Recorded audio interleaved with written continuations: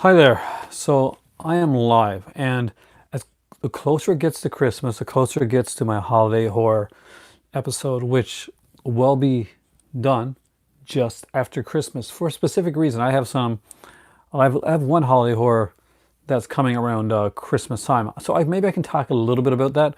But what I wanted to do tonight was just dive into like a few different things. I want to answer a couple of my questions that stuff I've been asked. We're going to look at animation tonight and look at some like kind of rare horror stuff. So sit back, enjoy yourself. First off, I have to say thank you so much to Brian from Just the Discs uh, for uh, for having me on, and that should come sometime in late January. So look forward to that. Criterion Collection. We're going to be looking at a lot of stuff today. Hey, Andy, how's it going? I feel more like a kid the closer it gets to Christmas, especially this year, because this year my better half has done something that's pretty hard to do for me. She's bought stuff for me for Christmas, and I have no idea what it is. And the closer it gets to Christmas Day, the more excited I get, and I want to be one of those that sneaks up and tries to tear the present. And they just look. But I've managed. I'm an adult now. I've managed to stop myself from doing that. My better half is back home now. She's actually resting in bed, and I am down here. Hey, Carlos, how's it going? We will see you next time. You get good rest because rest is important, and we look forward to having you here next time with us. Oh, today, by the way, before I go any further, as I always usually model off my t-shirts when I'm always wearing a new t-shirt or something here. Hey, Polly, how's it going? I actually have a new shirt straight from Morocco. And I gotta say, the material is freaking incredible. It feels so soft. Love it. So, do we get right into the horror stuff? Do we get into the animation stuff? I kind of want to leave it up to you guys this time. So, she had a really good trip, actually. She got to see her family. She got to check on her condo. Got to just see some of her friends and just relax and kind of like do her thing. Now, hopefully the next time she goes, I'll be able to go with her.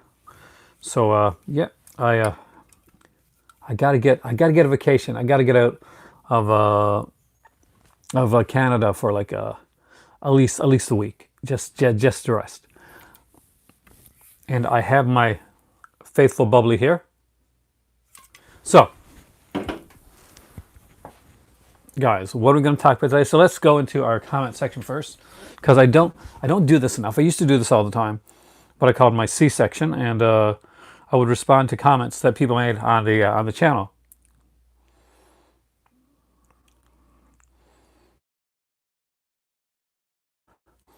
Okay. So Peter Campbell said that the girl with the blonde hair in the back of the slip for pets looks a lot like Pamela Anderson. So yeah, I can get that. Actually, she's even better looking than Pamela Anderson in the movie, in my opinion. Tony Ekman here said, great critique. I've been binge watching Point of Terror lately. Uh, Rest in peace, Peter Carpenter. I love Peter Carpenter. Your hate comments? I'm sure I'll get some of those. Everybody gets some of those. They're kind of fun. Thanks for the info. I picked up a bunch of arrows for $4 a pop. Peter, and I'm not going to say her last name because I'm totally going to kind of like mess it up, and I don't want to mess it up. Peter C. We'll go with that. Have dipped into the arrow sale recently. I usually go get it on eBay. Carlos was just here. Hey, Sexy Monkey, how's it going? I'm just reading through some comments, and we're going to go into the, hey, Scolder. Then I'm going to go and talk about some animation, some horror. It's going to be a potpourri tonight. Just a lot of different stuff. I don't have region free players, so I'm going to have to sit out on the sale. Region free, think of it as the way to go. Think of it as maybe it's a birthday present for you, Thomas. Get yourself a region free player. It'll change everything. Great collection. Picked up Suzaki's early works, Volume 2, The New Battles Without Honor and Humanity, The Third Murder, Fireman's Ball, and Death Walks at Midnight. Good choices. Scalder here. Here I do. It's 50 items, not titles, as some of them are box sets, so title count will be higher. I would say the gauntlet is on, but my better half would squash that. Wolfgang said, I missed this. Love Salmon and Morpheus' elder sister in particular. The serial convention with the Corinthian is from Doll's House. Thank you. Everything changes, but nothing is ever truly lost. I love that. Next question on cinema knowledge. I know a fair few literature and art students who find it harder to enjoy stuff as they learn more about the subject, but I say the hell with that. Deeper knowledge can help you appreciate the intricacies of some works, but it just plain shouldn't mean ceasing to appreciate it. I gotta agree. A new DVD set 2019. What is it, Jason? And somebody here, Michael, somebody said aloud, your mom? It's called a relationship, Michael.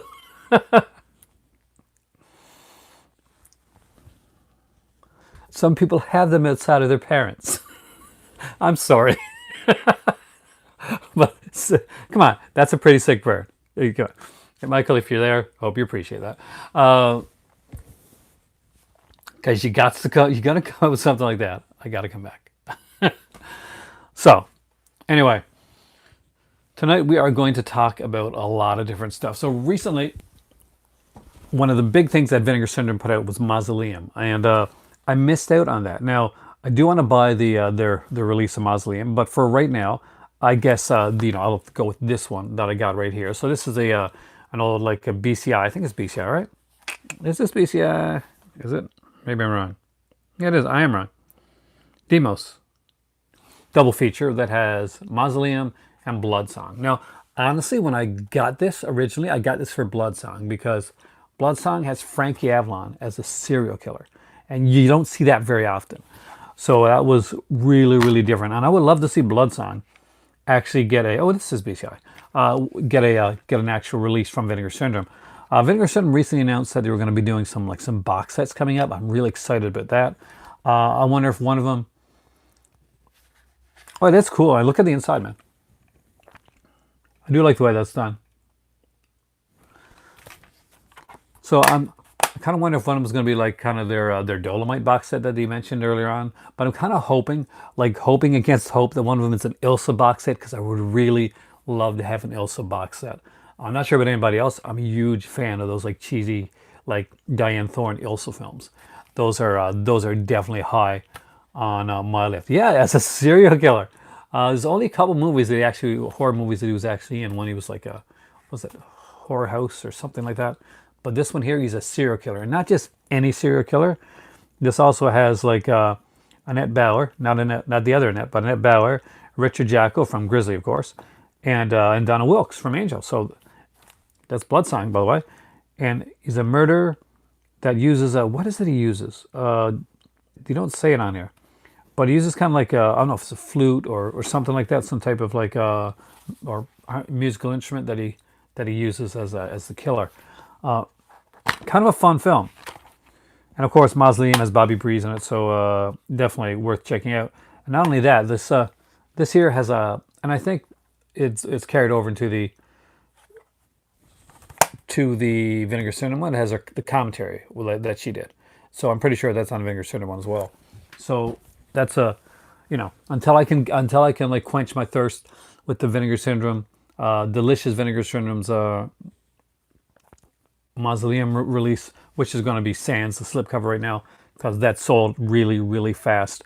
So kudos to Vinegar Syndrome for that, by the way. But speaking of quenching thirst, let's have some delicious bubbly. So if you live in Canada and you ever want to be more interactive, you can always open a can of bubbly with me on the video. Refreshing. So, you would think they actually sponsored me. That would be awesome, because that would mean I would have been sponsored by Walmart, and I would have actual money and not have to pay for videos, which I do. So, anytime, like, and I make when I'm making one of these videos here, or if I'm lucky enough to get into a podcast, it's a sparkling water. Actually, I was never into sparkling water before this. I actually just I kind of really hated this when I first got it, and it kind of became like an ongoing thing. And then I grew to begrudgingly like it, and now I actually like it. So it's kind of weird that way. I still have a aftertaste, and then I like it's a grapefruit like sparkling water. I'm a I'm a fan of grapefruit like drinks and stuff, so that helps out that way. So I wanted to talk a bit about animation tonight. Some of the favorite animation in my collection, and the thing is, normally what I do is I'll like come here and I'll have like a bunch of stuff right right by my side, and I'll just like pick it up and I'll show it to you guys and we'll talk about it. I would actually like to know some of your favorite. You try really? Ghost in the Shell. Well, sort of. I'm an old school anime guy. Now, Ghost in the Shell is pretty old school, but I do like animation. I do like anime as well. But I grew up like with like Robotech, and even like Astro Boy. So I did get into that.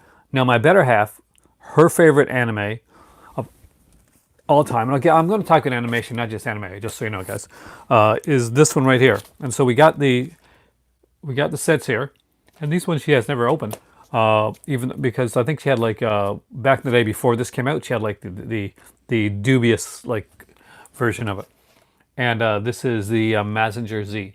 So if you've never seen Mazinger, just look at that there.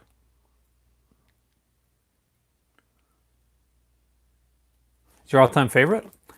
Ghost in the Shell is an amazing anime. I don't say it's my all-time favorite. I'm very old school. I was watching a video was from Happy Console Gamer yesterday I think it was. He did like a Christmas special where him and his friend give each other. Oh, Yamato is a fantastic one, by the way. Star Blazers. I have a Star Blazers here. I'll actually show you that. And his friend gave him the Roy Fokker bomber jacket with the Skull Squadron from Robotech. If you've heard Robotech at all, you know who Roy Fokker is because it's probably scarred your childhood a little bit. And Fokker is a very important part of the Robotech series. Rick Hunter is the lead, but Skull Squadron, Roy Fokker, we know where that goes. And this is the second one, and this is amazing. I think this was called something else here in North America, maybe Shogun Warrior, something like that. It had a different name. It had a different name over here. Now somebody here mentioned Star Blazer, so very quickly I'll just grab that out because I do have a Star Blazer set. So I guess this is a pretty easy to find one, and this is my the Star Blazer set that I got. I actually found this at a kind of sci-fi convention, and this is the Quest for Iskandar, and so I'll see it series 1, all 6 discs. Actually, it's pretty cool. I do like this. I really do like this series, and I love these here. Kind of really super awesomely cheesy disc art that they did. Really cool. Well, disc art. Well, the discs were actually pretty standard. It was just stuff like this here. You owned that at one time? Yeah.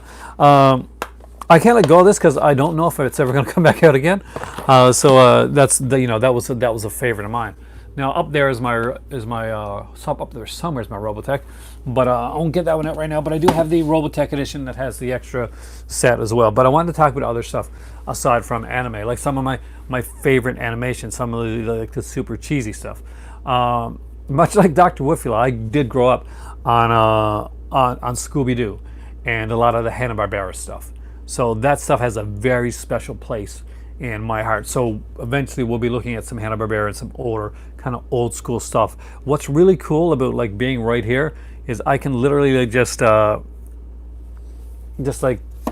over and just pick out an amazing animation set and an amazing animation series, and this one really is amazing. So that is Cowboy Bebop. Now they're doing live action or they're doing something with Cowboy Bebop, and I can't remember what it is right now, but I think they're doing a live action remake of Cowboy Bebop.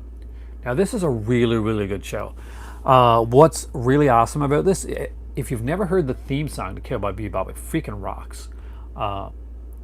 Very cool, awesome series. My better half, this is one of her favorites of all time. She said the last episode doesn't count. So watch it, and then you'll see what she means. But she just really likes the show. This was actually really neat because my eldest actually, she bought this for my better half. Cowboy Bebop, the complete series. So if you've never seen Cowboy Bebop, I do recommend it. It's actually a really good anime, and great characterization, just really well done. How many did I buy from Japan? Well, I don't think I have bought a lot actually. Oh, great jazz inspired soundtrack for that one. Hey Savannah, I haven't really bought any like from like actually in Japan itself. Now, back in the day though, when I was in college, I bought a lot of anime from Japan. Back in and most of it wasn't subtitled or dubbed or any of that stuff. It was just you tried to get story out of it as best you could, and you read things in books and stuff like that in magazines and try and figure it out. I think one of the first things I ever got over was Akira, like on VHS, and the Dirty Pair. Hey, Entertainment Wizard, how's it going? We're talking animation right now. Right now we're talking about anime, but we're going to be talking about all types of animation. So if you're not into anime, don't feel left out. We're talking everything from Hanna-Barbera to Super Friends to a lot of other as well. And feel free to jump in there with your favorite stuff. Yeah, I'm a really big jazz fan. So what I say is my favorite old school Disney film. Might surprise a few people, but with so many great Disney films out there, if I go back and I watch one of them, it isn't one of the ones that a lot of people will consider the classics. Well, hopefully your month is going to get better from here on out. I'll talk about Disney and Pixar as well. My favorite is Aristocats. I'm pretty sure I'm the only person that's going to say that, but I love Aristocats. I love the soundtrack to Aristocats. I love the voice acting in that one. I think it is spot on, gorgeously done. And it's one of those like kind of that in between time when Disney was kind of finding its way again, but I really do love it. It's one that I used to watch over and over again. And Everybody Wants to Be a Cat. Once that gets in my head, damn it, it's in my head again. Really hard to get out. There's some fantastic songs in there, and the voice work on Aristocats is incredible. So that is probably my favorite Disney one. I know it's going to disappoint some people that are expecting like Pinocchio or like Snow White, which is very like fantastically like hand drawn, and the horror elements to some of the early Disney stuff is incredible. But yeah, I like Aristocats. I do like cats too. I have cats. The Black Cauldron's your favorite? The Black Cauldron is highly underrated, man. The Black Cauldron didn't get enough credit back in the day. It's gotten it's gotten a kind of a swelling, a ground base now, but back in the day, Black Cauldron wasn't liked as much, and that's a shame. Yeah, people do usually forget about Aristocats. Yeah, maybe because it doesn't have a classic villain in the sense like we got the Butler, but it's not the same as like the classic villain. Fantasia 2000, and Alice in Wonderland. So you like the tribute ones, right? You like the kind of tribute. Are you watching them with any with any sort of any help? But I know you picked some beautifully animated films. If to be completely honest, I watch Aristocats like a lot. That's definitely one that I watch. Now there's ones that I forget about that I forget are Disney. Just joking. Like Dinosaur. Like I saw Dinosaur when right now. Well, that'll help you get through this video, Sexy Monkey. When I saw Dinosaur, I was like, loved it. I was like, wow, this is really good. It was the Disney animated film. I thought they did a great job with it. And I'll be honest with you, I don't think I've ever watched Dinosaur since the first time that I watched the film. I know I bought I got the DVD, the 2-disc edition with the big thick case. I don't even have that anymore, by the way. But I don't even have Dinosaur at all. Maybe I do. I have to look at my Disney stuff is over there. But I'd have to look into that. Now, I like a lot of old school stuff. So right up there are some of my favorite old school sets of all. So I'm just gonna grab those. I don't even have to get it. Yeah, Dinosaur. See, I liked it back in the day, and I'll be honest with you. If you ask me to tell you the plot to Dinosaur right now, can't do it. I just remember having like kind of warm, fuzzy feelings after watching it. My kids were young too, so that does help out. For those that came late, this is an awesome double feature. Look up Bloodsong. Bloodsong needs to be on Blu-ray. They need to do Bloodsong. Why do I say this? Why do I pick a random one that's not doesn't have a special edition and ask for them to put it on Blu-ray? Because lately, if I say, "Hey, I would like to see this movie on Blu-ray," suddenly there's an announcement and it's coming out. It happened with it happened recently with Nothing's Out There from Vinegar Syndrome. So fingers crossed. Let's keep that going. So here are a few of my personal favorite old school animation.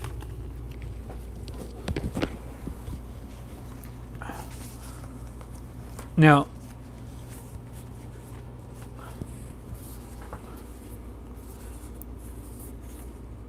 droll. Droll humor can be really, really fun when done well. So, Droopy is the Tim Conway of animation. Yeah, I know, isn't that amazing? It happened for me with Shredder too. I mentioned Shredder, and like a day later, they announced it. Please. Oh, I do love my PlayStation VR. I've been playing it. I haven't played Firewall yet because waiting for my better half to get back. Because if I'm going to be going around with a gun, with the VR gun, it's yeah. Somebody's got to be around for that. But yeah, try Resident Infinite. I know. I've heard great stuff about it. Now, Droopy is the Tim Conway of the animated set. And if you're a fan of Tim Conway, I'm a huge fan of Tim Conway and Harvey Korman, by the way. I grew up with watching episodes of Carol Burnett show, and I got to see many of their the films together. And Tim Conway down with Knots, stuff like that. But Droopy is really cool. So if you've never seen this is actually really cool. This is all the theatrical shorts that they did. Animated film with 3 dinosaurs in the 90s. Oh, is that the We're Back? It might be We're Back. But I'd have to look into it. But yeah, so this has a lot of Tex Avery stuff. Yeah, I pretty much I thought it was because as soon as you said 3 dinosaurs, that's kind of what came to my mind. If you've never seen this set, definitely check it out. There's of course the wolf, and I'm a huge Tex Avery fan. Now this is one where they did a volume 1, and they never did any other volume, and it's a shame. I really am still waiting to see a volume 2 of this one done, and that is the Tom and Jerry Golden Collection. You have the Droopy set. Now yeah, I can wait. Yeah. Though Roger Rabbit I think was better than Cool World, just by a smidgen. Now, this is great. I love Tom and Jerry. I was one of the many kids that grew up like watching the Tom and Jerry show when I was young. I think the earliest one that I remember of as an ongoing show, well, aside from the one that everybody saw, Gun to See Destiny to come out on Blu-ray. You never watched Your Copy of Cool World? It's okay. It's an okay movie, but it's definitely more of a hey Steven, how's it going? We're talking animation right now, which is really different for me and my channel. But I'm trying to be a little bit lighter tonight and get a little bit of kind of different stuff in there. Doesn't mean that other stuff isn't going to pop up. It will, definitely. But I'm going through some of my favorite animated sets that I got, and this one here is Tom and Jerry, which actually can be kind of horrifically dark. Merry Christmas. And to all you out there, Merry Christmas, or whatever holiday you celebrate. For me, I guess it is it's kind of Christmas, and we give gifts type of thing. Now these recently it came out on Blu-ray. I think at least one of the sets did. And if you can get it, get it. This is really, really good. I can't speak highly. I cannot praise this, the way this set was done, highly enough. It was extremely well done, and these are really, really well animated cartoons. And I think extremely underrated. And that is the Popeye, the Sailor series. So yeah, that's the thing. A lot of people like do that. Like people like wait on animation, and then what happens is the animation sadly doesn't come out. I waited on a few of these, like till so some places have actually like stopped doing animation so much, and just let like some of the other places get. I did see Robert Altman's Popeye. I'm an '80s kid, Cubic lover, so I saw it in theater back when it came out. The guy from Pieces, actually, the one who plays the gardener in the movie Pieces, he's actually Bluto in Popeye.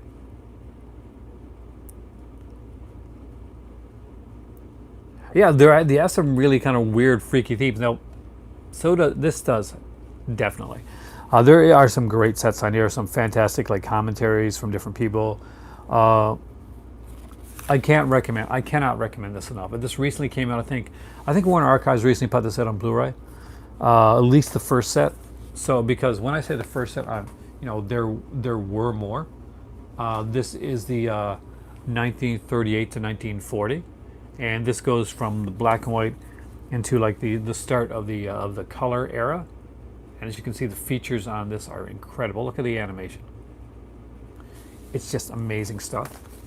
And then it would go on from 1941 to 43. Now after this, Popeye would become like the kind of like a syndicated like on TV, and you'd get like a different very different Popeye, but still lots of fun. And as you can see, we still have some of the black and white ones there. Now I would love to see the. Do I have any Pink Panther? Dun, dun, dun. Yeah, Andy. See, my better half is a huge fan of the Pink Panther cartoon. When MGM put them out originally, we didn't have any of them. They sold out, so my better half searched them out on eBay. Not only did she buy the complete Pink Panther like MGM releases that came out, but as the Kino Lorber releases have been coming out of the Pink Panther and the DePato Freeling stuff, because that's DePato and Freeling are the people that did the Pink Panther series and like did all the the cartoon shows that went out like Sheriff Hoot Flute Snoot and stuff like that, and the Dogfather. She's collected all of those. So we've gotten her every one of those. Now those aren't here because those are over in my Kino collection over there. But yeah, we have all of the DePato Freeling stuff. We've even managed to search out and get Here Comes the Grump, which is a harder to find one. We stumbled upon that, and we were super stoked about finding Here Comes the Grump. Very formulaic, but very fun. Look it up if you've never heard of it before. So speaking of the weird, speaking of the nightmare fuel, and I'm not going to lie to you, this cartoon can be nightmare fuel, but it's amazingly fun to watch. And that is the Betty Boop Essential Collection. Now, I'll have put these out, so what that means is that they're good releases, good animation, but like bare bones, because Olive are really bare bones with their stuff, and they were originally fairly expensive. Actually, we actually bought like one of the DVD sets of this first, and we went to the store, the same place where we found Here Comes the Grump. We actually found all 4 sets of the Betty Boop Essential Collection. So there are 4 sets here, and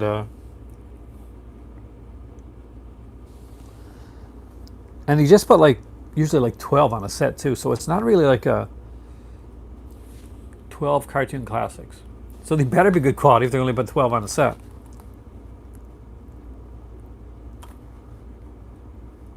See, we've gone up to 1938 here with the Betty Boop series, and there's some really weird, freaky animation when it comes to Betty Boop. My favorite collection that I owned are probably my Looney Tunes Gold collection. I have all the volumes of that, all 6 volumes. And after they did that, they started to release. They said, okay, we're going to release some of them on Blu-ray, and we're going to go from there. Now, unfortunately, the Looney Tunes Blu-ray releases did not do well. They went from gold, so upgraded to Blu-ray. What's going to be next? It's going to be platinum. So they did the platinum series. So if you can get your hands on the Looney Tunes Platinum collections, I cannot recommend it strongly enough. Even if you have the gold sets, there are different like discs. There are different cartoons on some of these discs here, and it's some great stuff. So this is the first volume right here. As you can see, it came in like a book. Oh, really? It was the original voice of Betty Boop. That is a fun fact, actually. I really love Christmas Vacation, so there we go. I love how shiny this is. Now, there was a box set with a bunch of stuff on there. I wasn't able to get that, but I did get this one right here. I almost slipped that, look. And this has some really, really cool stuff on it. So, like, we go everything from, like, Marvin Martian to One Froggy Evening to Wile E. Coyote to Pepe Le Pew. A bunch of Chuck Jones stuff. Hey, Ian, how's it going? We are talking animation tonight, and I'm a huge animation fan. Now, they did 2 other volumes. Unfortunately, after volume 3, the series was stopped. And I would love to see them start them back up again because I love Looney Tunes. I can watch it anytime. Looney Tunes is one of my very favorite things to watch and to put on. I can put it on these cartoons at any time. I just have a blast. So this is the volume 2 of the Platinum Collection. And they carry over a lot of the features from the Gold Collection and just amazing stuff. So over 8 hours of content right here, celebrating the legacies of Tex Avery, Fritz Freeling, Leon Schlesinger, documentaries, rare footage, over 30 bonus shorts from Tex Avery and others, 20-page booklet with rare images, music, and music effects only tracks on selected shorts. I actually really like Tiny Toons, Rich. I was more of a fan of Animaniacs, but I like Tiny Toons. I love the movie, how I spent my summer vacation. A little go up, a little go down. That's like this. We're going to cover Pixar. I'm going to talk about Pixar a bit. There are a few Pixar movies that I actually really, really like.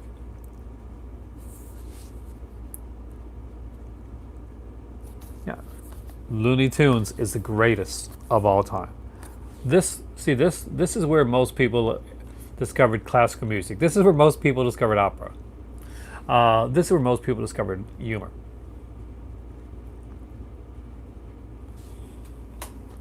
What worries me is that there are going to be generations. See, when I was growing up, from when I was a kid to when my kids were kids and all that, Looney Tunes hour was always on TV. I worry that with so much content and animation out there, that there's kids that are actually going to grow up and they're not going to get that. They're not going to get the Looney Tunes. Not going to get any of that stuff. I'm a bit sniffly, so bear with me for a moment. I'll be right back.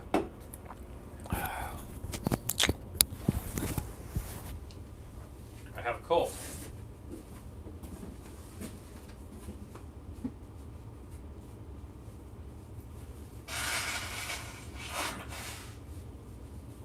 Much I like you guys.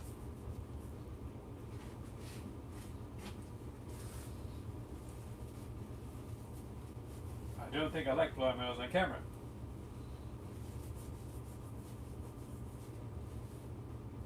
Some things are better left undone.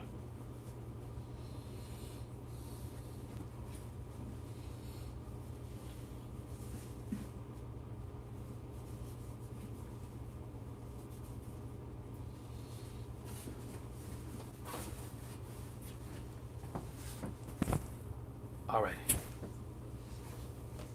So let me put this back and look at some other stuff.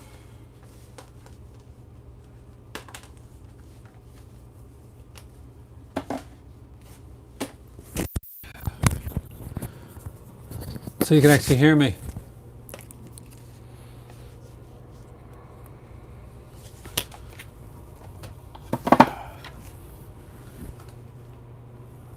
Right now I'm actually picking out some different stuff that I think you guys will find kind of fun and interesting and weird.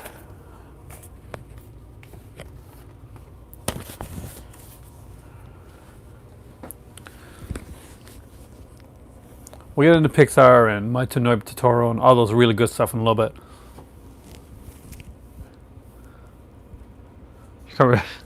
Yeah, I do apologize. I'm just not feeling the greatest, but I did want to come on here and make a video for you guys tonight. I wanted to do something different. And for anybody that's new here, I do normally talk horror and stuff like that, but I do like to span over. Hey, Wolf. Actually, good morning, dude. I actually just replied to a couple of your comments on here, which were really insightful, by the way. So, Scrooge McDuck. Never insult Scrooge McDuck that way. Scrooge McDuck has a brain and money, and actual real money that he made.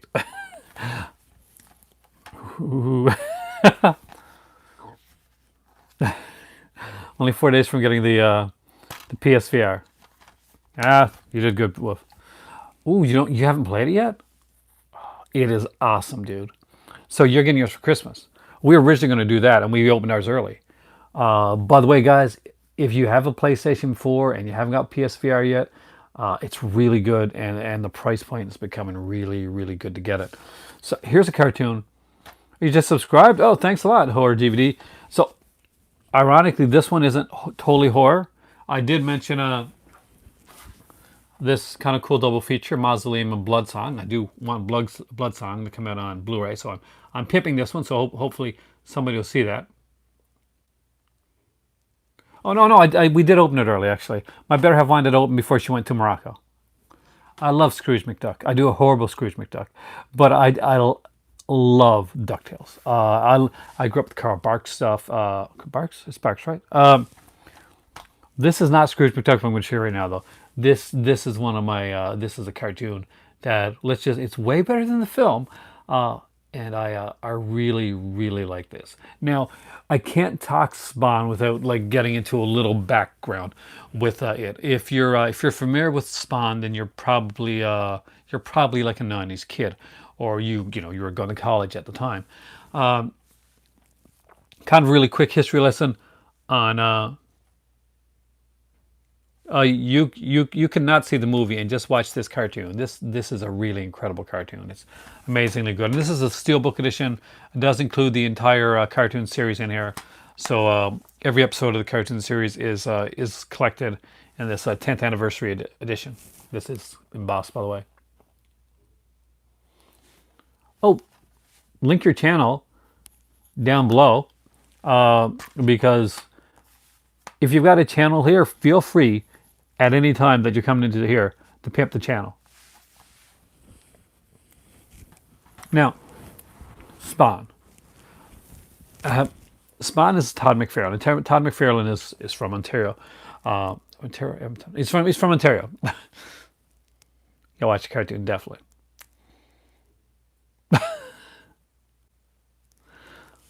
Now, the thing is that basically there was a bunch of guys. There was Jim Lee, Todd McFarlane, Eric Larson, and Rob Liefeld, and Jim Valentino. These were like five, or like kind of they were rock stars back in the day when comics were becoming really big. They were huge, like kind of the rock stars, comic books. They worked for Marvel, and Todd McFarlane especially felt that they were getting kind of ripped off. That they weren't getting enough like credit. They were just, they were artists. Now, that being said, Marvel went and gave Todd McFarlane his own Spider-Man comic book, gave him free reign to do what he wanted to do. He was a star for them. Todd McFarlane wanted more. He had in his mind what he wanted to do. He had an image in his mind. He had an image. So he talked with Rob Liefeld, he talked with the other guys, and they decided that they were going to take the chance to do something that nobody had ever done before. They were going to leave the big guys. They were going to leave Marvel. They weren't going to go to DC. They weren't jumping over to the other ship. They weren't even going over to one of the other, like the semi guys that were around, like Valiant at that time. No, what they were going to do was they were going to make their own comic imprint. It was going to be different. It was going to be a creator styled imprint. And basically each one of them would publish their own books with their own like kind of like studio, but underneath the one the one under one big imprint that will be called Image. Now that started out really really well, except for they knew to how to like many of them like knew how to draw. Todd McFarlane understood early on that he had some ideas, but he wasn't exactly a writer's or like a writer at the time. So very early on, Todd McFarlane was smart enough to bring in like really big writers like Alan Moore and David Sim and people like that to come in and work on the comic book. And it also meant that it gave him the time to like scout out somebody that had a kind of Todd McFarlane style so that his books would not be overly late. Because one of the big things that was happening in Image Comics at the time was you could go 1, 2, sometimes 3 months without another issue of a book coming out. Now, around this time, Image became big, but people started to the comic market eventually would would fall under. We have no. I have a Costco card, but we don't have Costco near here. But what would happen is that many of the people would go back and forth doing Image and doing Marvel, and Marvel actually filed Chapter 11. You wouldn't think it right now, but Marvel was so close to going under so very many times before it became this huge conglomerate that it is right now. So Marvel wasn't always the big guy, the big dog. Marvel was the little dog. DC was kind of the big guy back in the day, and you wouldn't say that now, but that's how it went. And one of the good things that came out of that was the original Spawn, and the came out on HBO. So that's a little bit of like a backstory and history that you probably didn't want, but I gave you anyway. There's actually a really good documentary that came out called The Image Revolution. I recommend checking it out. It's actually really good, and I've watched it around like 7 or 8 times right now. But there you go. So I like some of the cheesier stuff, but the cartoon series, the superhero cartoon series that started it all for me, the one that got me like just excited, and still to this day I can watch this anytime. Paul Soule is the voice, and I have actually. They are pretty cool. I would like to see them in person. Now I'm hoping that at least one of you people know who Paul Souls is. Paul Souls is a Canadian actor, and specifically like kind of he's a voice actor as well. And he was in the Incredible Hulk movie as the owner of the I guess coffee shop, restaurant, whatever it is. But before that, he was the voice of a very important Marvel character. Actually, a few important Marvel characters, but one in particular. And this was actually done by the guy that did Fritz the Cat, by Ralph Bakshi. And you never would have thought that when you actually saw it, but it was probably the first huge cartoon ever. And this is the Spider-Man, the 67 collection. Now, for various like legality reasons, this set is actually out of print right now. You can't buy this one anymore. This was originally put out as conjunction, I guess, with Marvel and probably Disney. I think Disney put this set out, to be honest with you. Not quite sure why this is no longer available to buy, but this was my show. This is a show that I grew up watching. I can literally like imagine the music, the dun dun dun dun dun dun, dun like music from it. Oh yes, Nicholas Hammond actually starred in that. He was from Sound of Music. He was one of the kids from Sound of Music. And actually, there's a two-part episode that has the guy for Odd Job from Goldfinger in it, and he plays a very odd job type character. And he actually that was one of the few episodes that they took, and they put it. They called it, I think they would call it like the Chinese Conspiracy or something like that, and they put it on VHS back in the day. I remember actually renting that several times. I was a huge fan. I know the Nicholas Hammond Spider-Man series came out around the same time that the very famous like Incredible Hulk series came out. Of course, Incredible Hulk lasted a lot longer than the Nicholas Hammond Spider-Man series did, and for good reason. The Incredible Hulk series had a winning formula, and they never quite knew what they were doing with the Spider-Man series, even recasting a few of the roles as they were going through, and they didn't do a lot of episodes. First off, he starts off and he's got like allergies and he's like sneezing and it's making him fall off the walls and stuff like that. It was they didn't quite know what they were doing with it. Now you can see it on YouTube and you can actually find like some of it. Is it? I don't think they've had like an actual decent release, but I would like to have a decent release. I'll buy it. Yes, I do. I remember Shazam and I remember ISIS as well. There was like another series there called ISIS that came out around the same time. I also remember like what was it Dinah Girl, which had Deidre Hall.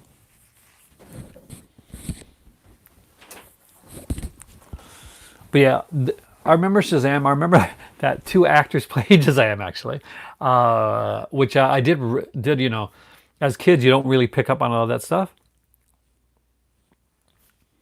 Yeah, Lou Ferrigno was the Hulk in the Incredible Hulk series. Bill Bixby, of course, was was David Banner because he changed it from Bruce Banner to David Banner. Now that being said, there was another actor that played the Hulk, like in the original pilot. I think it might have been Cassidy, but you ended up going with smartly with Lou Ferrigno, who just embodies the role. Lou Ferrigno actually gets to play himself in an episode where he's kind of like and gets to talk about like his hearing loss because he does have like he has loss of hearing. Did you ever watch Comic Book Man? Yeah, it's canceled now, but I did used to watch it a lot. Sometimes I really liked it, and other times it remind me like of Pawn Stars, where I get really pissed off, where I feel like you should have gave them more money for that comic, man. Because I know what that's like. Going in a place, you got something that you think's really good, and they're like, well, Adam West Batman. Oh, I've got the Adam West Batman series over there, and the one with the music. Well, I can't play the music because it'll get flagged. And of course, there's also the Superman series, Adventures of Superman with George Reeve. I have that as well, and I love that show. The early seasons, especially because it kind of has like a film noir aspect to it. Which, ironically, the first season of Superboy will kind of have too. As Superboy will go on and go, hey, right on. I'm betting they're steelbooks. Yeah, I would love to have had like that box set when I met Adam West because I would love to have him sign it. I got my picture with Adam West, so that's good. But I was a huge fan. I grew up with the Batman stuff. Of course, I was way too young, but they used to show it on Switchback. Yeah, it's rumored they committed suicide. Now, some people say that he messed with the wrong person, and there was like mafia like aspects there. But there's been a tragedy behind like some of the actors that have played Superman, which is hopefully he's not. Have I seen Camp Blood? I actually got Camp Blood over there. There's like six of them now, I think. George Reeves, yeah. I Ben Affleck, of course, plays George Reeves in a movie, and then he later went on to play Batman. But yeah, I love the Adventures of Superman series. I like the Superboy series too that came out in the '80s. The Selkins did. I think that's underrated. Now this is another one that I enjoy. Now, everybody has their own Tarzan that they grew up with. I think they will eventually. I think that it's going to be a lot easier to do a Superman like Blu-ray than it is going to be like the Batman one. So yeah, they'll eventually do it. And I don't think it's going to be expensive either. I think it's going to be. I don't think they're going to put a huge like box set into that. They kind of like just put Superman out there and put a fairly cheap. So I figured that's the way to go with that. So this is Tarzan, Lord of the Jungle, and actually a really good animated series. I really did like this. Some really cool stuff. Tarzan Forbidden City, Tarzan City of Gold, Tarzan the Vikings. I did enjoy this show right here. I love the fact that you guys are like kind of throwing out like old shows and all it because it's just such a nostalgia trip for me right now, as you guys talk about some of the shows that you really enjoyed, and a lot of them are shows that I really enjoyed. You ever saw the Greystoke movie from the '80s? It's a movie. It's okay. You missed like me too. See, John. Lex Luthor was played by John Shea, who would go on to be dual.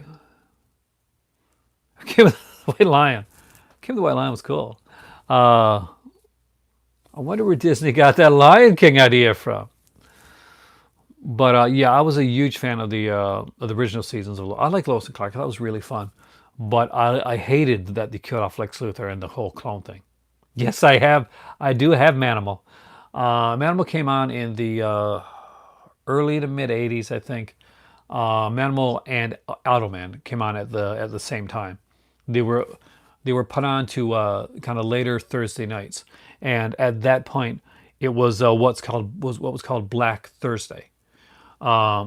Black Thursday was sort of a time when they would put shows on that either that they didn't have very much hope for, or that they didn't think were going to last, or that they just didn't want to last. That's what happened with Manimal and Automan. As Lois and Clark's a better series than you think, Super Clever. What's really good about Lois and Clark is that it plays upon a lot of the tropes of the screwball comedy. That's one of the big things with that series is that it does the one thing right that a lot of Superman gets wrong. And I'm going to put this out there right now. Superman is is not the identity. Superman is the person that he is the mask he puts on. He's Clark. He's always Clark.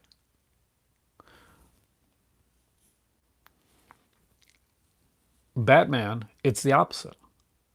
He Bruce Wayne is the mask. And when he puts on his mask and becomes Batman, he's Batman. That's who he is. But with Superman, even like the lowest, even the early like the Christopher Reeve stuff, that kind of got it. Didn't completely get it because he would have to act a little bit more like nerdier and stuff like that. But in Lois and Clark, they finally got it right. This is who he is. He is Clark. He puts on the suit and he does the Superman stuff because he has powers. But he's been raised on Earth and he wasn't raised on Krypton. Uh, so many it's such a fundamental like part of the Superman mythos that so many people get wrong, including people that work on the comic book. That's been that's been a stickling point for me for ages. So I'm glad I found a video that I can actually say that in. But yeah, I did like Lois and Clark for that reason. Yeah, see, most of the series is it is Clark, and it is meant to be kind of like a throwback to the Cary Grant style screwball comedy stuff, like His Girl Friday and stuff like that.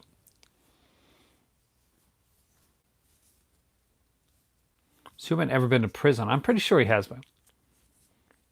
And let's not forget the Phantom Zone.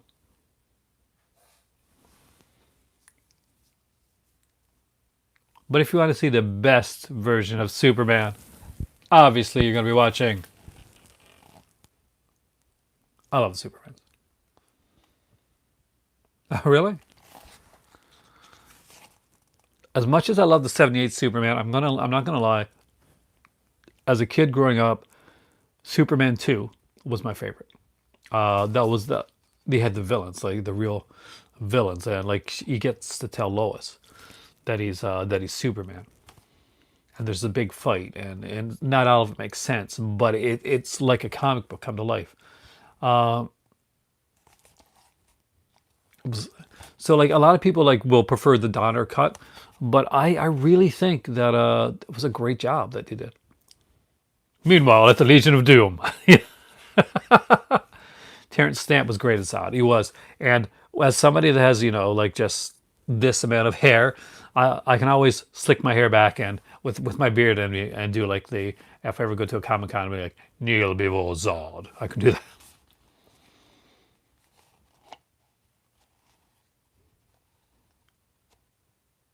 You watch the Donner cut? I'm the opposite. Uh, they didn't need. I like the fact that they got to use the girl. Rather than like Marlon Brando in the second Superman film. It plays better for me.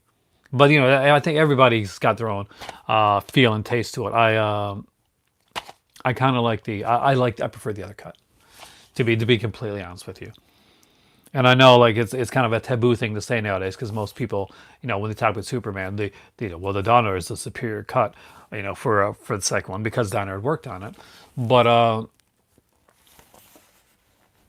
never forget, Donner's also the guy that said, you know what, we need to do an end this movie. Let's make Superman like go around the world and like make time go back because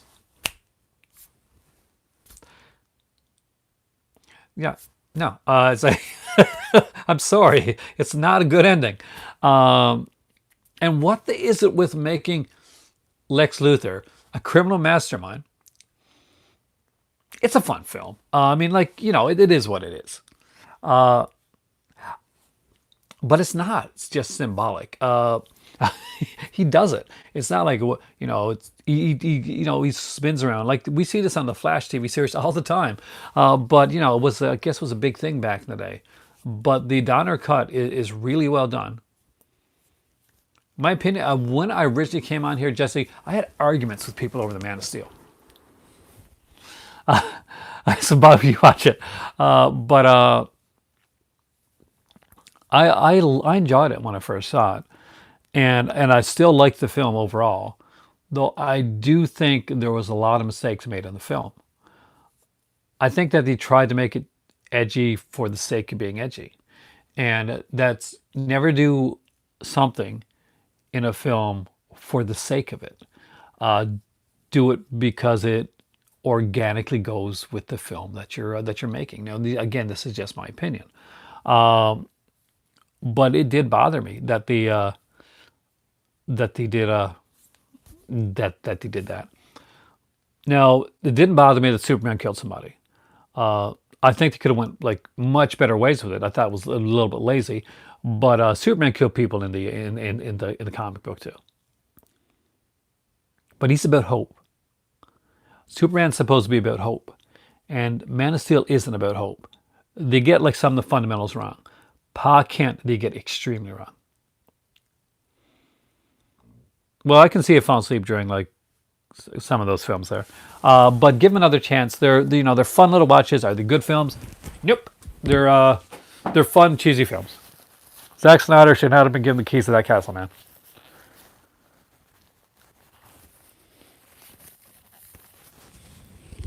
Nope, he should not. That's just my opinion. A lot of people love Zack Snyder. They love the cuts. I'm not of the ilk that's like really into that stuff. But if it's your bag, man, dig on it. Wow, that really made me sound old. All right, grabbing a couple things here right now.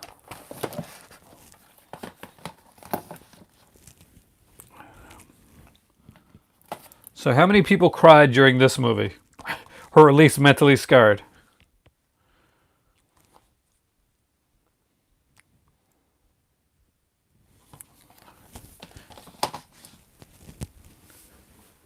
Are you guys talking about the gorgeous Helen Slater? Helen Slater, Supergirl. She still is. She's in the Supergirl TV series as kind of the mom character. You collect the Transformers? I love Transformers. I got Transformers original series. I got Beast Wars. I got the Transformers movie. But you collected the actual figures, right? Did you collect GoBots? Yeah, and you see, it is something that you can get a bit weepy with, and it's waiting for you. It's actually pretty good. The first season was on CBS, and so it had a bit of a bigger budget, but it gets better as it goes along. I find. A few GoBots. GoBots were like ones that your grandparents get you, but because they don't know what the Transformers are. Now that being said, GoBots came first. GoBots were before Transformers. Transformers were just, well, let's not lie, they were done better. And especially if you've ever seen the cartoon challenge of the GoBots, that's then you really understand why Transformers like was the series that went really far. That's the one that I really did enjoy. I love the Transformers. The Toxic Avenger. All right, you are somebody after my own heart there. I love Toxie. What's your favorite Toxie movie? because people go back and forth on this one. Never saw so you basically had Transformers, never saw it. You can like skip the Michael Bay stuff, just watch the cartoons. No, here the new one is supposed to be good with Bumblebee. That's supposed to be a good movie. I've heard like a lot of great stuff about that. Your films and Citizen Toxie? That's awesome. Uh, that's the third one. Third one, right? Fourth one. There's three or four, right? There's Toxic Avenger. I love Toxic Avenger. I love the first one. Second one's meh. Third one, I really enjoy. Fourth one too, I like as well. I think the second one was the worst of the Toxic Avenger series, and I did like the cartoon Toxic Crusaders as well. So there's another cartoon that actually kind of like a tie in there. Isn't it weird that that Troma had a cartoon of all the companies and all they have like a kids cartoon. Troma had one. Fourth. Oh, you never saw them? Oh, Terra Firma. That's a different one to start with because that's a different movie. I'll say that's a very different movie. Now, one of the cartoons that played a lot when I was a kid. You like them all?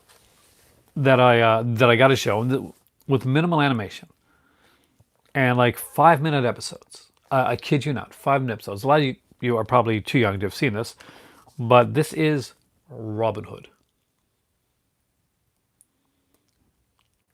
Rocket Robin Hood. Definitely look this up on YouTube. It's really cheesy. It's kind of like the fun little 5 minute episodes. Uh, Basically, this is in the year 3000, and there's like New Sherwood Forest. No, I'm not joking. This is a thing. It would show a lot when I was a kid. Basically, right before of Spider-Man would come on. They show like Rocket Robin Hood, and like afterwards, sometimes just before Rocket Robin Hood, they show like this kind of short 5 minute Wizard of Oz cartoon, and they show a couple of those. And around just before that, I didn't mind it that bad. You know, it's not a great movie, but it is what it is. I like the Patrick Bergin version of Robin Hood actually better. That came out around the same time. If I was going to go with either one of those two, um, but yeah. So the other one was Hilarious House of Frightenstein. Yeah, that was the other show. So it was like Vincent Price. I'm pretty sure Vincent Price like shot every thing that he had to do of Hilarious House of Frightenstein in maybe like a day or two, and they just like put it on like various parts of the episodes. But it was like a show with Billy Van, and I really really did enjoy that. Now I'm randomly picking out stuff here because I want to see if anything like triggers your nostalgia factors right there, and that's what I think is a kind of super cool. So I want to give some people what my littlest would call the feels. That's a young person term. And this is Cops. COPS. Does anyone remember Cops?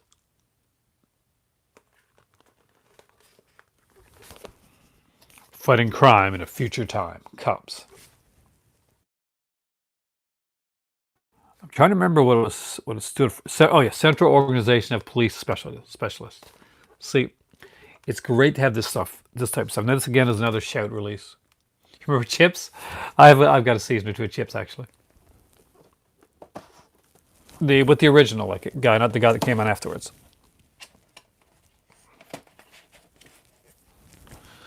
I'm trying to see if I can find stuff here that you guys are going to find cool. Now, somebody asked earlier about Pink Panther, and I mentioned a series called Here Comes the Grump. Uh, no, you're not going to do that again. And that is this one right here. So this is by the guys that did Powder Freeling, the guys that did the Pink Panther show, and this would be the Grump, and these are the kids that are always running from the Grump. And now you know the plot line of every episode. This is the Grump. He chases them. They come across something weird. They get away. It's kind of psychedelic.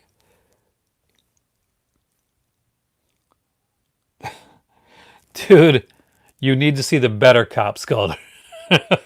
The much better Cops. And also the Grump.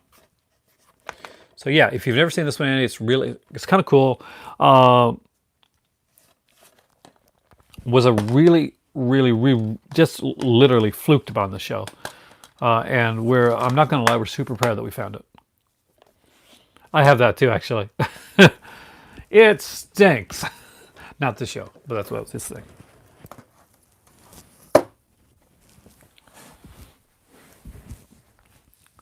Other animation that everybody should have in their collection. This is great. This was an amazing show. Eventually, I got to get the comic books that kind of carried it on. But I was a huge fan of Gargoyles. I'm not sure if who here watched the series, but I really was really into the show. Thundar the Barbarian is my better half's favorite cartoon of all time.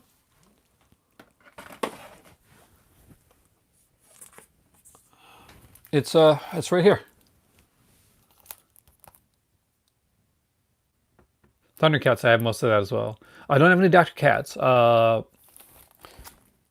no seal, not even open either. Of course, we had other ones like Captain Caveman and the Teen Angels, which I thought was a really fun one as well.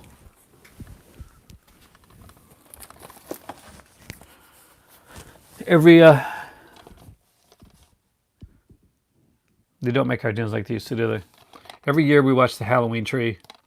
It's kind of one of our favorite animated specials.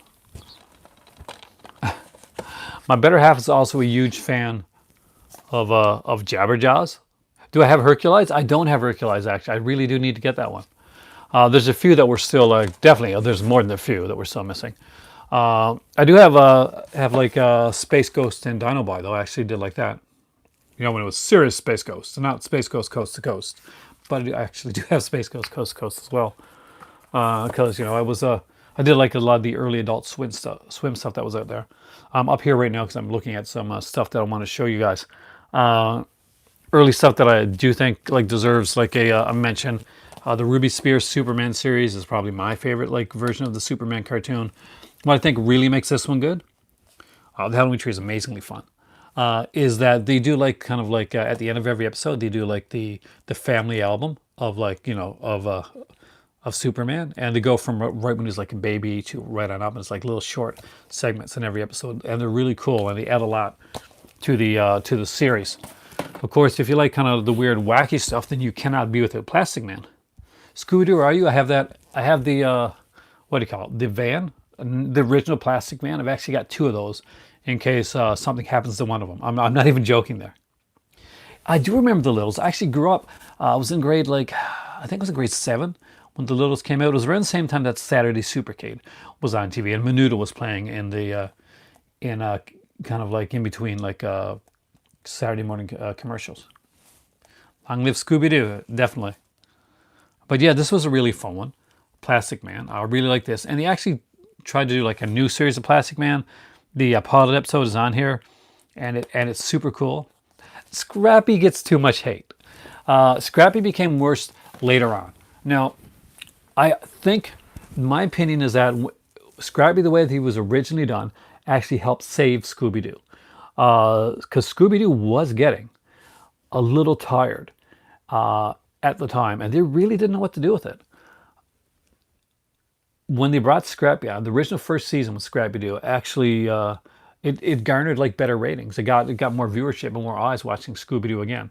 Without Scrappy, honestly, they probably would have been rerunning a lot of the earlier Scooby-Doo stuff that at that point wasn't doing so well. So although a lot of people like hate on Scrappy for like the later stuff, man, Flim Flam's in Scooby-Doo.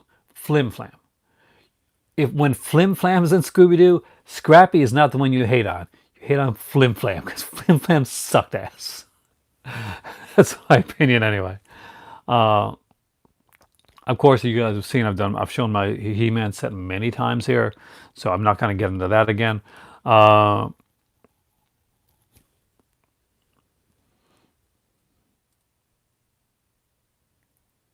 That's the reason. That's the idea behind a mystery, is that everything needs to be solved. Yeah, actually, I got like I don't have the complete Brave Star series, but I got like the best of. Pop Named Scooby Doo is really good. I know who did it. It was Red Herring. Uh, what's really awesome is the one time that he doesn't guess Red Herring when he's kind of like he bets not to guess Red Herring. Uh, it's Red Herring. The only time he doesn't say it's Red Herring, it actually is Red Herring. Uh, Fred is Fred is Fred. I love the Scooby Doo series. I really do. If I if, if I was anybody in the Scooby Doo cartoon, I would probably be Shaggy. That's really not surprising. Um, but yeah, oh, you guys wanted to talk a bit about Pixar, but some of the other stuff, the Disney films as well. So let's dive into that a bit, and let me know what your favorite is actually. But there is stuff to think about because nothing because you may think that the mystery is solved, but that's just part of it. Like think of it this way, Cubic Lever, or Brian. I like to say Cubic Lever. I like that. Is that why?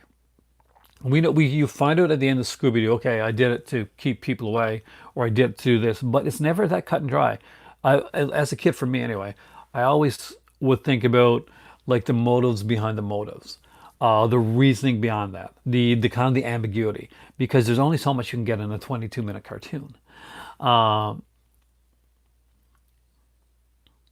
but Stoners, they are pretty awesome. Those Scooby snacks were they were something. So yeah, give Scooby another chance. Uh, Subtext to Scooby Doo, exactly. Subtext to all of this stuff. Look at the animated stuff that not just the anime. Look at the mystery stuff that came out and that's come out over the years. So like the great shows like the Midsummer Murders, the Murdoch Mysteries, shows like that, and like kind of gives you a feel. And that's my thoughts on it anyway. Wacky Racers, love it. Dasher and Muttley and their amazing and the flying machines.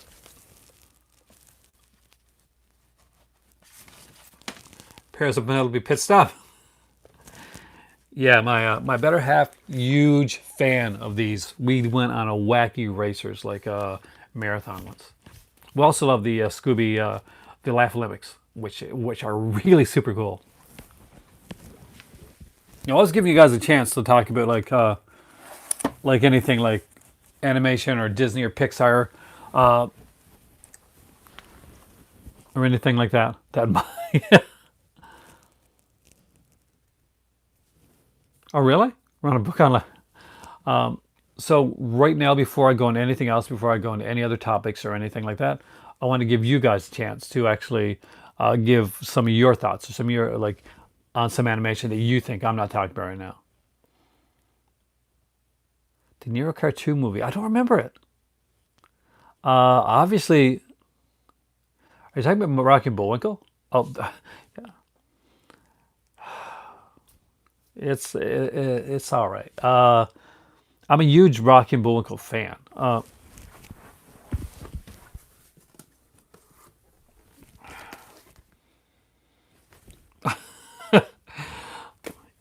I got a lot of animation in my collection, guys. I apologize. I really do. I am a horror guy, but I do actually have a lot of animation. Ralph Bakshi animation is your favorite? So your favorite is Spider-Man 1967? Or you mean like stuff like Wizards or his American Pop or stuff like that?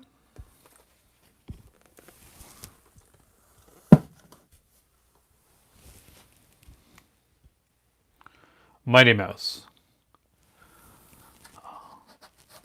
That show got canceled way too soon, and for really stupid reasons. He crushes a flower because he's upset, and he sniffs the flower that he crushes. And some people are like, "That's cocaine." No, no, it's not. I also was a Flintstones fan. Yeah, I've completed my Flintstones collection. I've got all 6 seasons of this one. Huge fan of Flintstones. Somebody asked me about Danger Mouse. I actually do have some Danger Mouse around here, but I can't remember where it's at right now. It's not here with my other stuff, but I do have a bit of it, or at least I know I did have a bit of it. A lot of the other stuff. Simpsons went bad fast. I'm not gonna lie to you guys. I'm not a huge fan of like the Simpsons now, and I've tried to go back and watch it, and it hasn't been an easy watch anytime. I can watch an episode or two of The Family Guy now, and even that's yeah, but I did really watch like a lot of the Simpsons early on, and it went. I like the Tracy Ullman stuff too. Here's another one for people to remember. Captain N, the Game Master.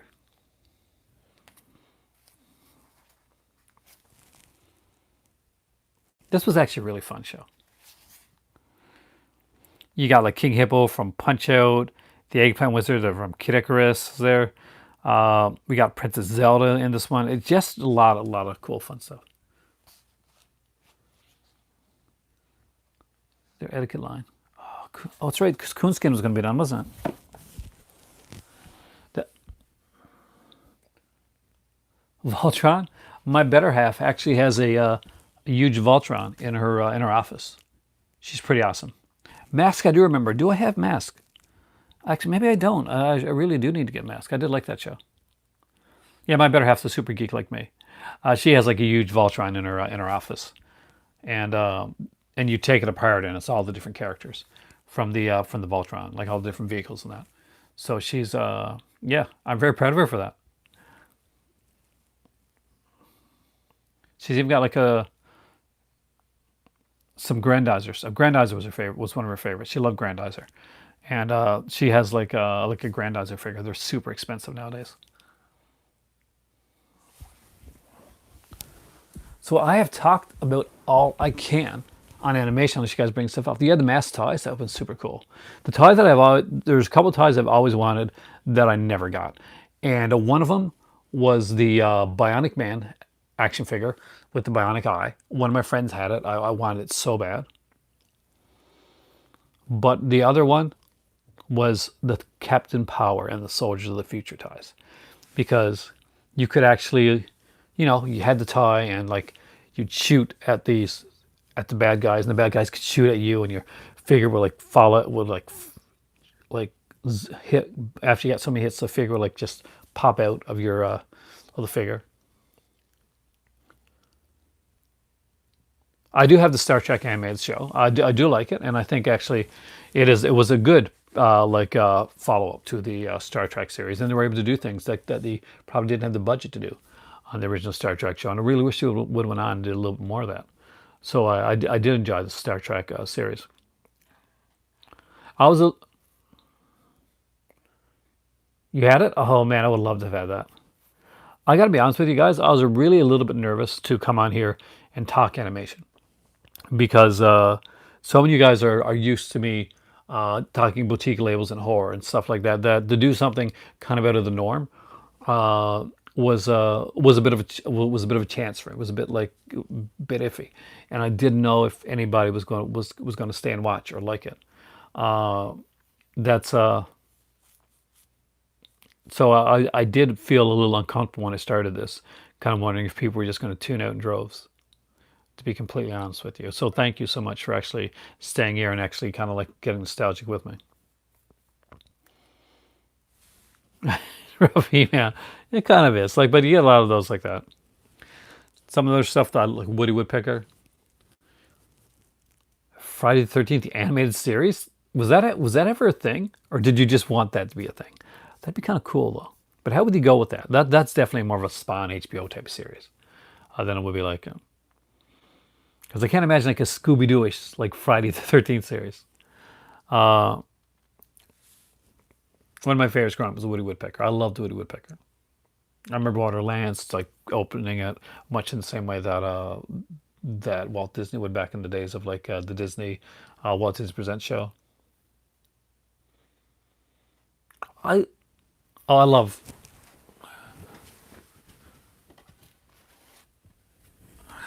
Tintin.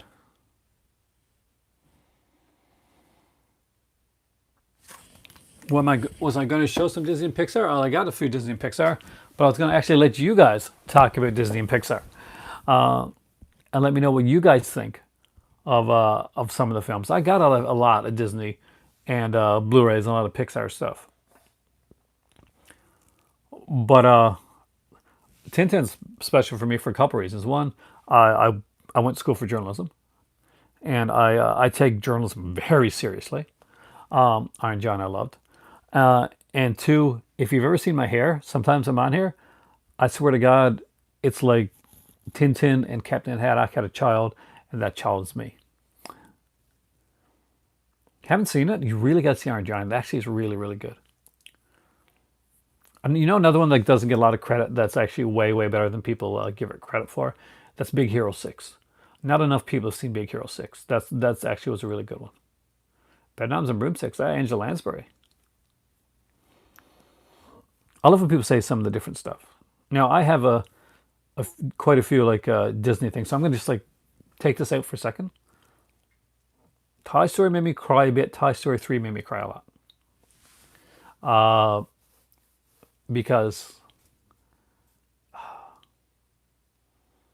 is it really? You have to. So, you guys want to see my Disney stuff? Tell you what I'm going to do. I'm going to take you guys around and show you some of my animation collection. I did this recently with an Arrow video, so I'm going to try and do it over here as well. So as you can see,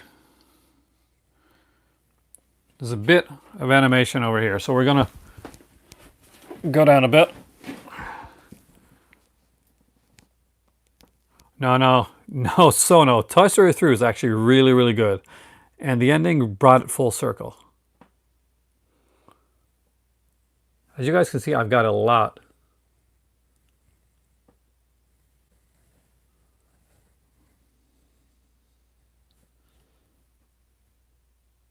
But this is when you get into a lot of my Disney stuff. Stuff like Aladdin, Jungle Book, Dumbo, Fantasia 2000, Alice in Wonderland, The Emperor's New Groove, and the other movie, Princess and the Frog's not bad. Lady and the Tramp I liked. Aristocats, this is my favorite right here.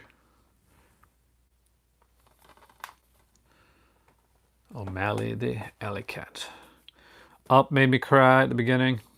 Peach Dragon I liked. 101 Dalmatians is cool. This is a personal favorite of mine. I love Winnie the Pooh.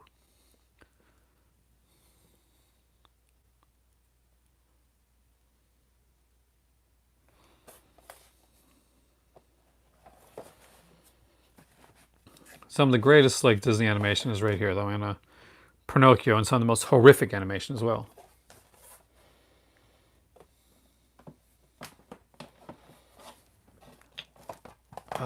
Hate trying to get stuff back. Yeah, you're standing up in front of it right now. Sleeping Beauty, of course. Peter Pan. That's Cinderella right here. Frozen. Love stuff like this, like Howl's Moving Castle. Whisper of the Heart's really good.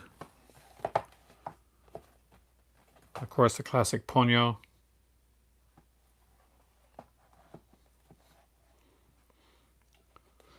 This is a favorite of mine during Halloween time. It's the Ichabod. No, it's the Sleepy Hollow. I love that.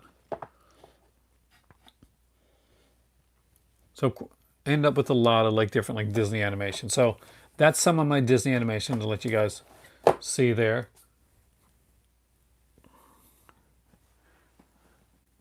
It's my Naruto over there. That's my Ghostbusters, because I'm a huge Ghostbusters fan. Some Smurfs.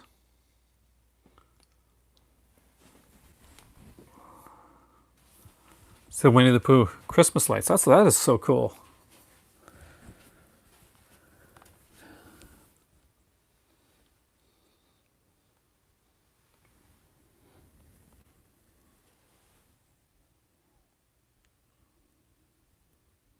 See, this like PlayStation VR, but with my library.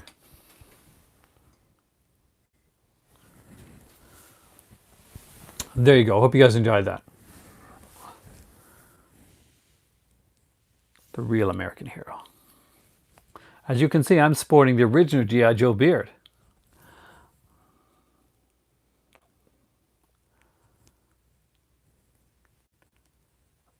Some of my favorite stuff. So, who would have ever thought that this here would become Jason Momoa?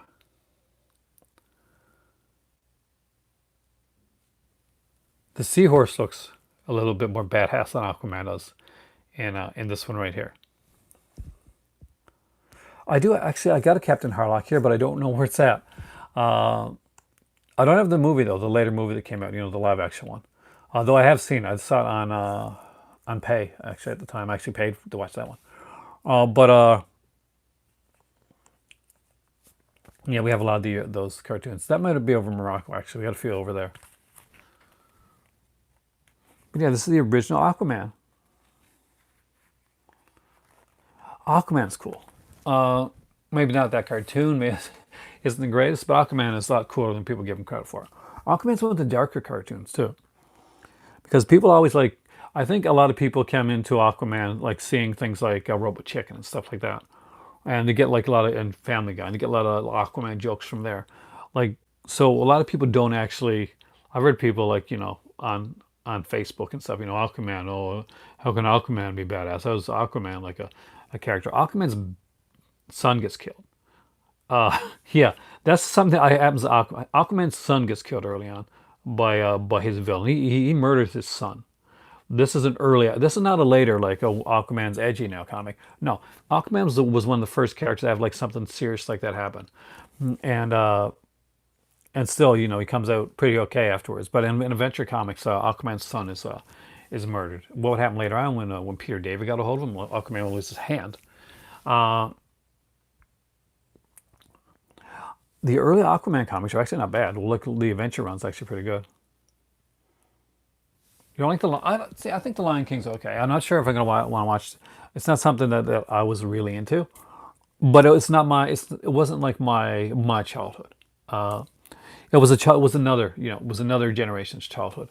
Um, Obviously for me, like I grew up in the '80s, so we didn't have a lot of the really good like Disney animation. We watched Walt Disney Presents and see like the older stuff and say, wow, this was really cool back in the day. Yeah, I did see the pilot. People forget. People really forget. Yeah, Frogman. How lucky we are right now to have the comic books and the films that we have, the comic book films that we have now, because me, I lived through Nicholas Hammond's Spider-Man. I lived through the Doctor Strange TV movie.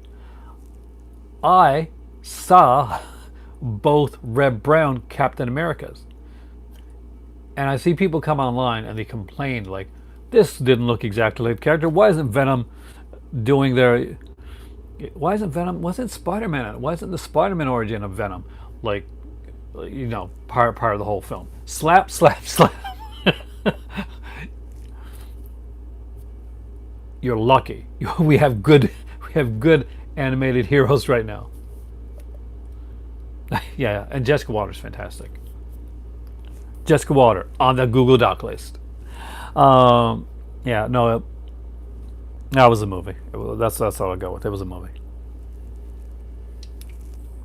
Dr. Mordred from Full Moon Entertainment. That was actually originally supposed to be a Doctor Strange movie, but they lost the rights to it. Um, Red Brown. Uh, did you see those movies? Like the second one's actually pretty good. I actually liked them both back in the day. I do have them over there and like on a double feature set. The Red Brown ones, I was like, wow, Captain America's on TV. And like back in the day, like Thor was like, did you see the Thor that came out and like in for the Incredible Hulk Returns? And of course for Charles Incredible Hulk as Rex Smith as Daredevil wearing like pretty much black, just a black outfit. It got a lot better, guys. It got a lot better. Just putting it out there. Werther's remembers. Werther's remembers those days.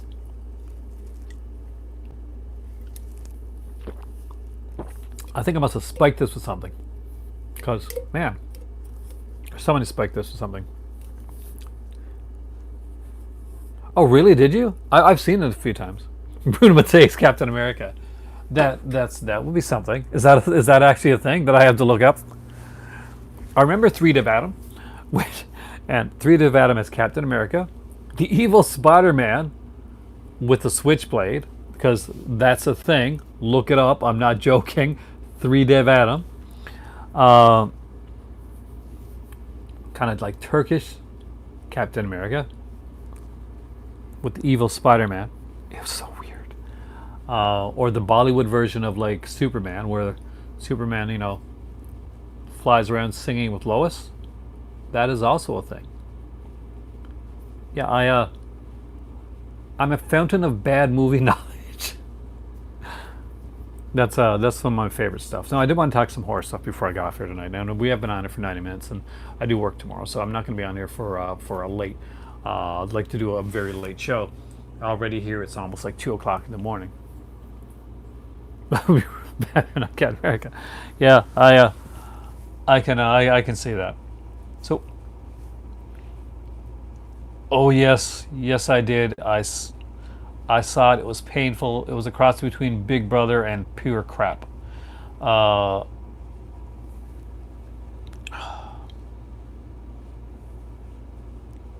the Weatherman. The villain is the Weatherman. I'm not joking. That's the thing. And as bad as that is, there's even worse.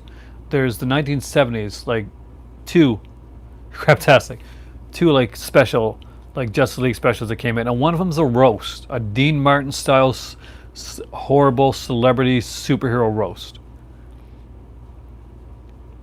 It's atrocious, but you have to see it. You got to see it.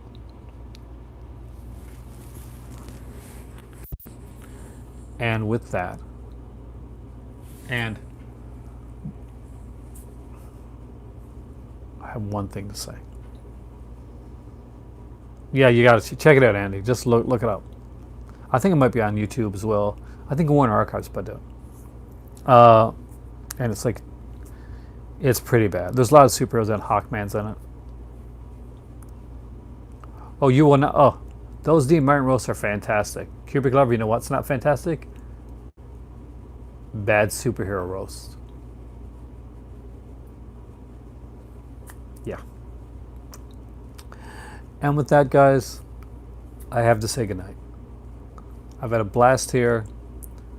Tomorrow we'll go back to doing, well, maybe not tomorrow, but on my next video, we're going to go back to doing the boutique genre label stuff, the horror stuff, and back into the creepy stuff.